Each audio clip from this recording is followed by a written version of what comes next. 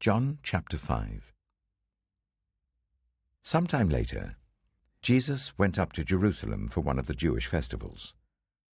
Now there is in Jerusalem near the Sheep Gate a pool, which in Aramaic is called Bethesda, and which is surrounded by 5 covered colonnades. Here a great number of disabled people used to lie, the blind, the lame, the paralyzed. One who was there had been an invalid for 38 years. When Jesus saw him lying there and learned that he had been in this condition for a long time, he asked him, "Do you want to get well?" "Sir," the invalid replied, "I have no one to help me into the pool when the water is stirred. While I'm trying to get in, someone else goes down ahead of me."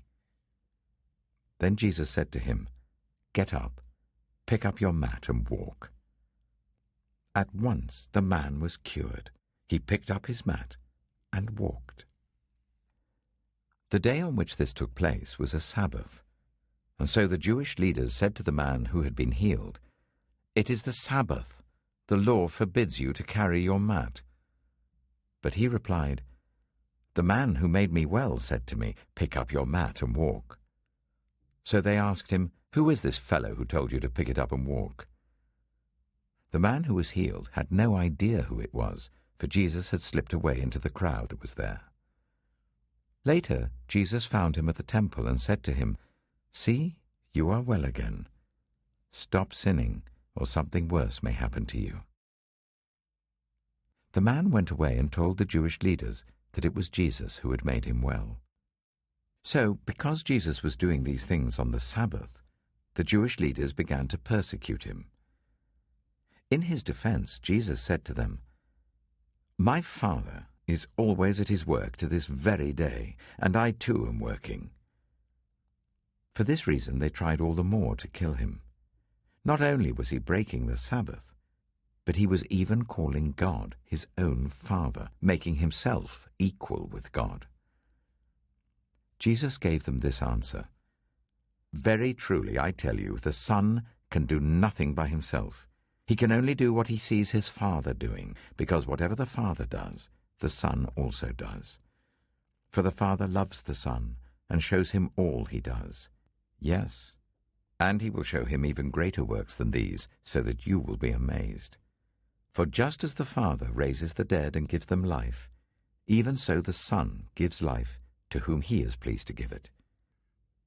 Moreover, the Father judges no one, but has entrusted all judgment to the Son, that all may honor the Son just as they honor the Father. Whoever does not honor the Son does not honor the Father who sent him. Very truly I tell you, whoever hears my word and believes him who sent me has eternal life and will not be judged, but has crossed over from death to life. Very truly I tell you, a time is coming and has now come, when the dead will hear the voice of the Son of God, and those who hear will live. For as the Father has life in himself, so he has granted the Son also to have life in himself. And he has given him authority to judge, because he is the Son of Man. Do not be amazed at this, for a time is coming when all who are in their graves will hear his voice and come out. Those who have done what is good will rise to live, and those who have done what is evil will rise to be condemned. By myself I can do nothing. I judge only as I hear, and my judgment is just, for I seek not to please myself, but him who sent me. If I testify about myself, my testimony is not true. There is another who testifies in my favor, and I know that his testimony about me is true. You have sent John, and he has testified to the truth. Not that I accept human testimony, but I mention it that you may be saved. John was a lamp that burned and gave light, and you chose for a time to enjoy his light. I have testimony weightier than that of John, for the works that the Father has given me to finish, the very works that I'm doing, testify that the Father has sent me. And the Father who sent me has himself testified concerning me. You have never heard his voice, nor seen his form, nor does his word dwell in you, for you do not believe the one he sent. You study the Scriptures diligently because you think that in them you have eternal life. These are the very Scriptures that testify about me, yet you refuse to come to me to have life. I do not accept glory from human beings, but I know you. I know that you do not have the love of God in your hearts. I have come in my Father's name, and you do not accept me.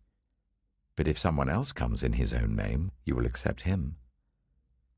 How can you believe since you accept glory from one another, but do not seek the glory that comes from the only God?